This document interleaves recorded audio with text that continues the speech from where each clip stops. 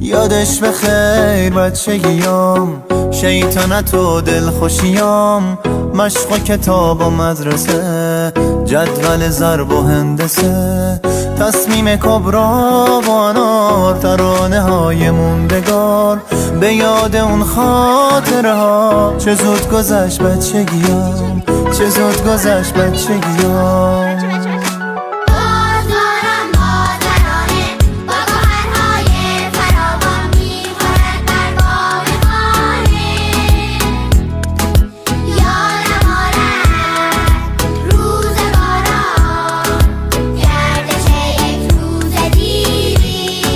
یادش بخیر توی جنگل های گیلان، یادش بخیر